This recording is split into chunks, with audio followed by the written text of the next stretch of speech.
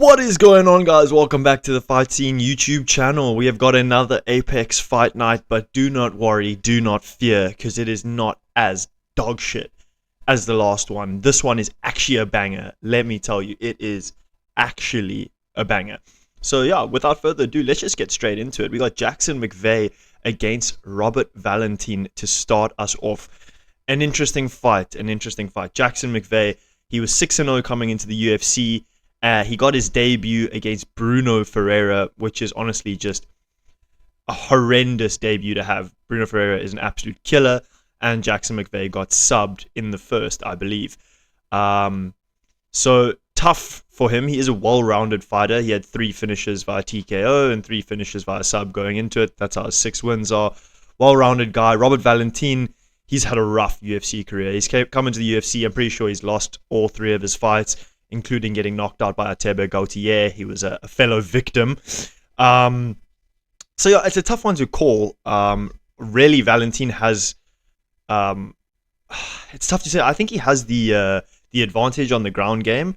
I think his submission threat is more dangerous with Jackson McVeigh than Jackson McVeigh. And also Jackson McVeigh got subbed by Bruno Ferreira. So I am liking Robert Valentin in this matchup, but I'm going to be honest, it could go either way. Both these guys are high level, but lower level when it comes to UFC. So I'm going to pick Robert Valentin to get this one done by submission, I think. And then let's move on to Miles Johns against Daniel Marcos. Interesting one. Miles Johns, he's coming off a split decision loss, I believe, against Gene Matsumoto. Many said it was a robbery. I did have Gene Matsumoto winning that one, though. It was a very close fight. And yeah, Miles Johns, well-rounded guy, wrestler traditionally. He's going to struggle against Daniel Marcos, and I'll tell you why. Daniel Marcos is a stand-up guy. He's a striker. That's where he's best. And he has really good takedown defense. I think he's like rocking at like something like a 80% or something takedown defense. So he's really good. So obviously Miles Johns is going to try to get that wrestling going, but I think Marcos will be able to stuff it. And I think he might be able to have his way on the feet here with Miles Johns. And obviously Marcos can wrestle himself. He doesn't often go to it, but he can mix it in. But I do like him in this one because of his stand-up. I think he'll be able to neutralize the wrestling of Miles Johns. So give me Daniel Marcos. He could finish him, but yeah, maybe by decision. Alrighty, let's move into Tisha Pennington against Denise Gomez. Let me tell you about Denise Gomez. She is an absolute beast. She's an absolute weapon. She's really, really good boxer. She's just one of the hardest hitting women strawweights, to be honest, in my opinion at least. I think she's really dangerous. 25 years old as well. She's young. She's got a good career ahead of her. She's come up against Tisha Pennington, who's had a rough couple last fights. She's still good, but she is getting past her prime here, and also a stand-up girl. I think she's not going to have anything for Denise Gomez. I think Denise Gomez is going to have the speed advantage and the power advantage. She could put Tanisha Pennington away here, to be honest. I could honestly see it happening. TKO. So yeah, give me Denise Gomez to win this one for sure. Alrighty, this is one that I'm flipping excited for, and I think many are excited for because it is not the return, but the debut of Josh Hockett. This guy had one of the craziest post-fight speeches on Dana White's Contender Series.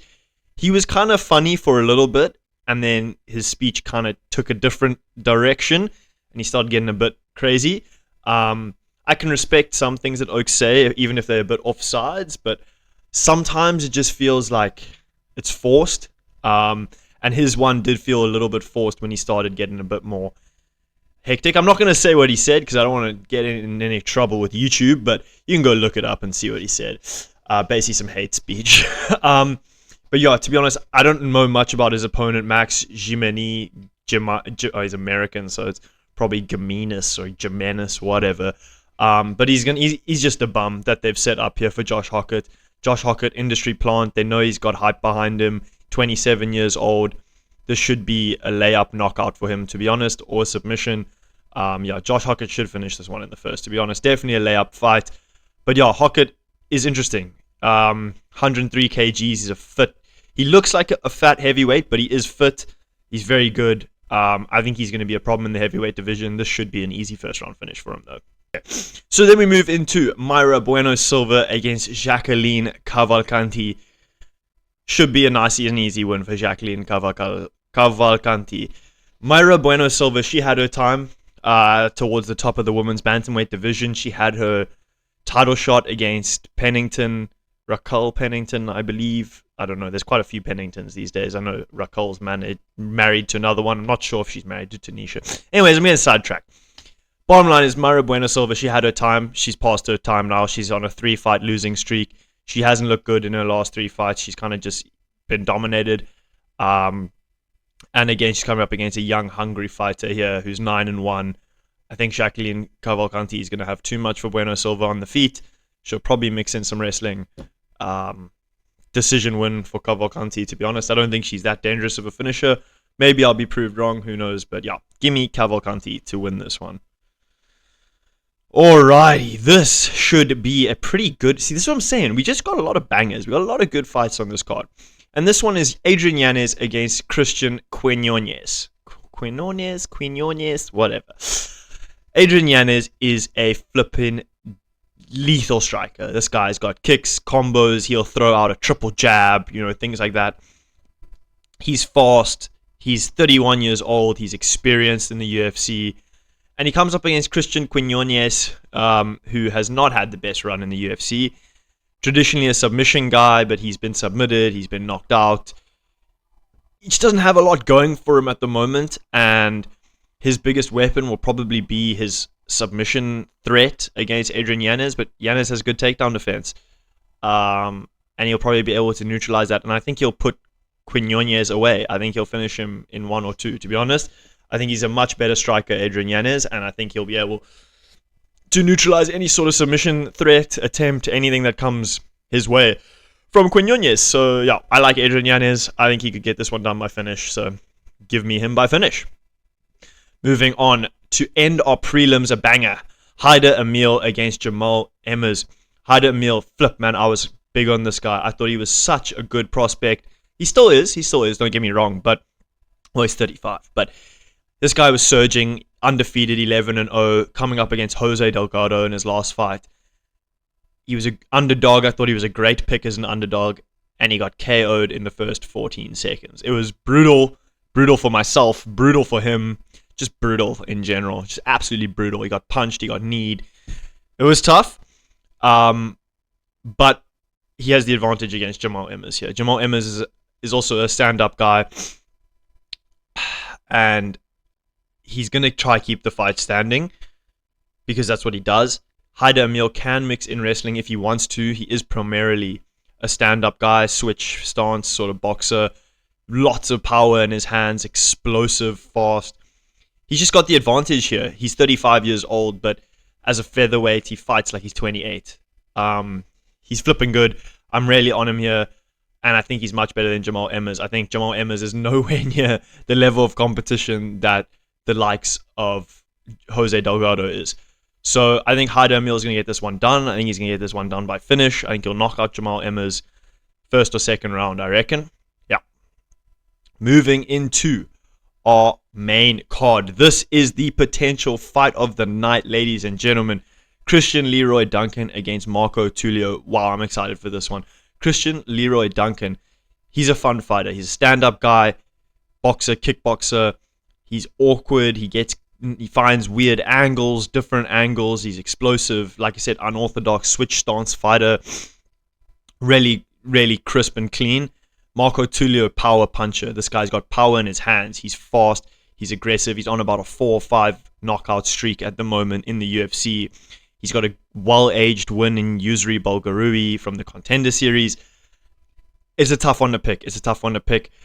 Stylistically, it's an absolute fantastic matchup. Both these guys are stand-up guys, so I don't think we're going to see wrestling here. I think we're going to see two really good kickboxing guys going at it here. And I'm going to take Marco Tulio to get it done. I think he could finish CLD. I think it's not likely necessarily, especially because he's got that reach to kind of factor in. 2-meter reach to a 189 is quite a big difference. But I think Tulio's power, I think he's going to be able to find the shot on CLD here. But it's really close. I don't know what the odds are looking like for this fight at the moment. Honestly, it could go either way. I'm just excited to watch it. I think it's going to be a high-level fight. Both these guys are looking to get up there in the rankings of middleweight. Both prospects, 30 and 31 years old. These guys are prospects. So I'm just excited for this. It's going to be a fun matchup. I am going to pick Tulio to win it, though. There we go. Ricky Simon against Raoni Barcelos. Another banger, to be honest. I mean, Raoni Barcelos, 38 years old, veteran of the sport. Ricky Simon, also a veteran of the sport, veteran of the UFC. Interesting stylistic matchup here. Both guys can mix in the wrestling, can mix in submission attempts. I'd say Ricky Simon's more likely to be mixing in those submission attempts. I really don't know how this fight's going to play out. I don't know if we're going to see both of them, going for the ground game, going for submission attempts, things like that, or if we're going to see a stand-up battle here. I really don't know the type of fight we can see, but I think it's going to be a high-level, good fight between two experienced bantamweights. This is a tough one to pick. I might pick Raoni Barcelos, honestly. When you're looking at a 38-year-old, I don't like that often, but it is bantamweight, and that is a difference. Weight classes makes a big difference. I feel like a 38-year-old bantamweight, they don't move like 38-year-olds. They move, 6 years younger than that. Honestly, I'm struggling to find the words as to how I think this fight's going to go. I think Raoni Barcelos can get it done, though. I don't think we're going to be seeing a finish here. If anything, maybe on the ground, but should be a fun fight. I think it should be a fun, high-paced fight between two well-experienced guys.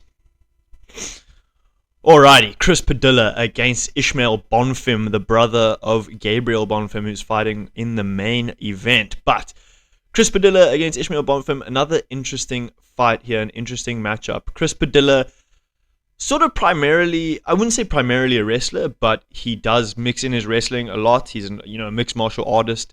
You could call his fight style. He mixes up the ground game and the stand-up. Whereas Ishmael Bonfim is a boxing threat. Unlike his brother, who's maybe more with the submissions, Ishmael Bonfim's a boxer. He's got really good boxing, good power in his hands, and he can finish you. Can he neutralize the wrestling here, though? Because I think Padilla is going to go to that wrestling. I think he will. I think Bonfim has good takedown defense, and it will hold up, but I do think Padilla will get him down at some point. Question is, how quickly can Bonfim get up? Can he find separation? Because I think on the stand-up, in the stand-up realm, his boxing is cleaner than Padilla's. His boxing is better.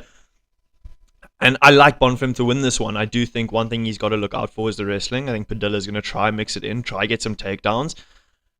But I'm backing Bonfim to neutralize the wrestling and to put the work on Padilla and maybe even find the finish. So yeah, give me Ishmael Bonfim to win that one.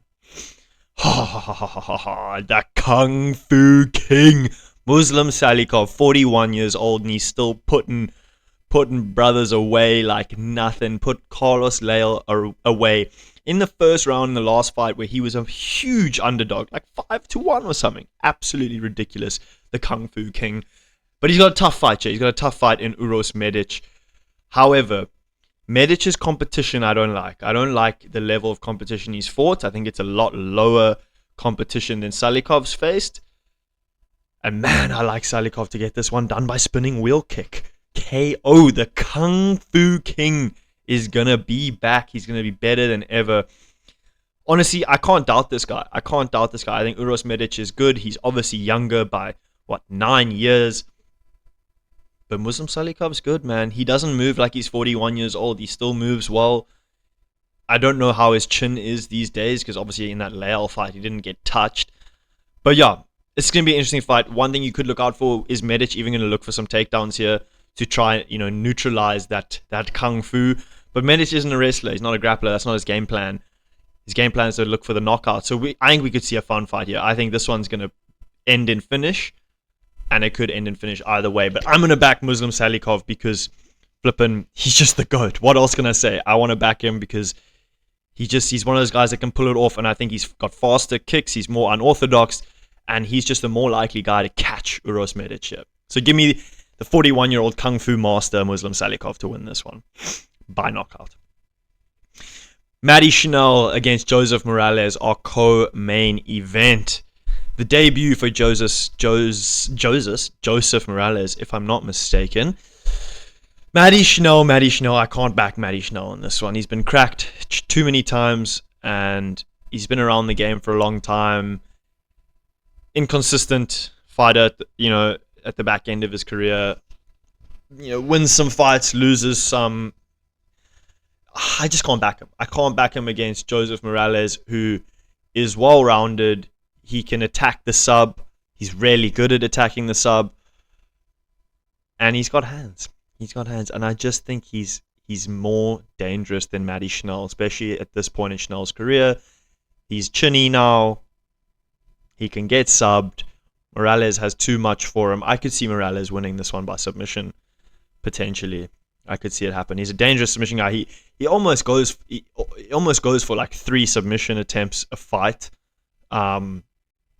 averaging just over a takedown a fight. I could see him subbing Matty Schnell in this one. So give me Jose Morales by submission in the co-main against Matty Schnell. I just think he's going to have too much. His wrestling is going to be better than Schnell. His takedown defense will be good, so Schnell can't shoot on him. His hands will be better than Schnell.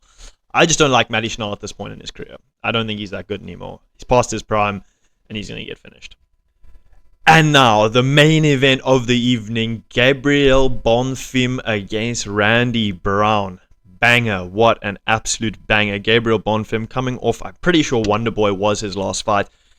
I can't remember if it was a split decision or unanimous, but a lot of people were saying big robbery. Close fight, in my opinion. I think it could have gone either way. Every time it's a close fight, Oaks just yell robbery, especially if it's a fighter they either bet on or they like. I think it could have gone either way. I just think people hate when control time wins a fight over strikes, which is fair enough. But yeah, Gabriel BONFIM, submission is his game, and that is what he's going to try to do against Randy Brown. Randy Brown, huge reach advantage over Gabriel BONFIM. Insane hands. He just knocked out Nicholas Dalby Holloway style, and Dalby's super durable guy, hard guy to finish, and Randy Brown put him away. Randy Brown, why do I keep saying that? Randy Brown put him away. I think it was the second round. I don't know if it was first or second. I think it was second. But he put him away, and that's what he will have the advantage here against Gabriel BONFIM on the stand-up, his hands, his boxing, his kicks, his range. But Gabriel BONFIM will shoot for that takedown ASAP and look for that submission. That is his strength, and that will be his game plan against someone like Randy Brown, who has devastating KO power and is better than Gabriel BONFIM in the stand-up. That's just the fact. That's just the reality. And I think Gabriel BONFIM is going to shoot in the first round, and he's either going to control Randy Brown or he's going to find the sub. I think Gabriel BONFIM by submission is looking like the play here. Or Randy Brown by KO is the only other outcome I see. How I see this fight going down, though, is BONFIM shooting instantly. He don't want to play with Randy Brown on the feet. He don't want to play with Randy Brown on the feet, bro. Are you kidding me? No one wants to play with Randy Brown on the feet. And especially someone like BONFIM, who's dangerous with the submission threat. That's what he's going to do. He's going to shoot on Randy Brown, and he's going to submit him. That's how it's going to happen. That's how it's going to play out. That is how this night is going to end with a sub win for Gabriel BONFIM. It's just, I like Randy Brown, and I think he's really good, but it's the striker versus grappler matchup, and grappler wins. If Randy Brown can't stop the takedown, he'll lose. Maybe he can. Maybe he can neutralize it and find a finish on the feet, but I don't see it. I don't see him being able to stop the takedown. I see Gabriel BONFIM getting him down, submitting him at some point in the fight. That's just how it's going to play out. But yeah, that wraps it up, ladies and gentlemen. Thank you guys so much for watching. This was Fight Night BONFIM vs Brown breakdown. We missed last week's breakdown. My apologies, a bit busy, but we managed to get this one out. And this is a banger. I skipped last week's because I didn't really have the time, and also I couldn't be asked because it was such a shite card. But this week's card is a banger, and yeah, I'm excited. Thank you guys so much for watching. I'll hopefully check you in the next one.